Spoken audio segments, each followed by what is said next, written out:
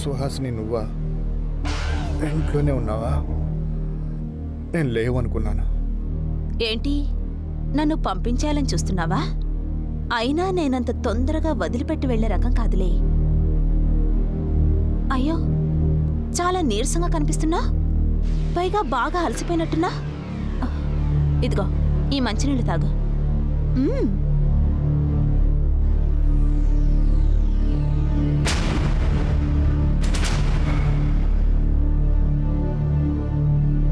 Thank you.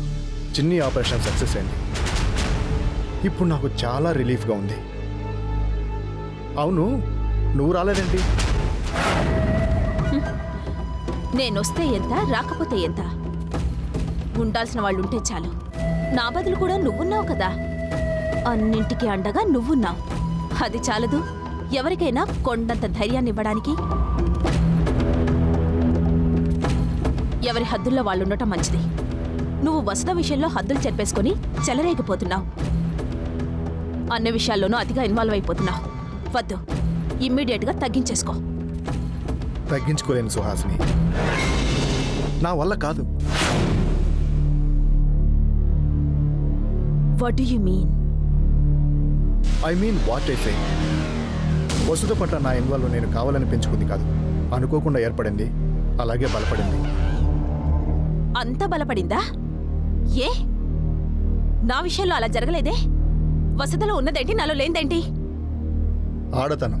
Sridhar, అవును, నీ అత్యాశ, నీ స్వార్థం, నీ సంకుచితత్వం, నీ ఆశ, నీ ప్రయత్నం నీలో ఆడతనాన్ని చంపేశాయి. పర్ఫెక్ట్ ఉమెన్కి ఉండాల్సిన లక్షణాలేవి నీలో కనిపించడం లేదు. అన్నీ కనుమరుగైపోయాయి. శ్రీధర్, నన్ను రెచ్చగొడుతున్నావు. వద్దు, నన్ను అనవసరంగా రెచ్చగొట్టకు. ఆడదాన్ని రెచ్చగొట్టిన ఏ మగాడు బతికి బట్టకట్లేదు. నేనసలే నాగిని లాంటి ఆడదాన్ని. కాటు వేయటం కోసం మాట వేసుంటాను. సుహాసిని, నిన్ను రెచ్చగొట్టాలని నాకు లేదు. కానీ ఇందాక నువ్వు వసతిలో ఉన్నదేంటి, నాలో లేనిదేంటి అని అడిగినందుకు ఈ విషయం ప్రస్తావించనే తప్ప నిన్ను రెచ్చగొట్టాలని కాదు. ఇదే సందర్భంలో మరో విషయం కూడా చెప్తాను. మృదుత్వం, సున్నితత్వం లేని ఆడది జస్ట్ చూపులకే తప్ప మనసుకి నచ్చదు. శ్రీధర్, ఇండైరెక్ట్ గా నేను నీకు నచ్చలేదని, ఆ వసత నీకు చాలా బాగా నచ్చిందని చెప్తున్నావు కదూ?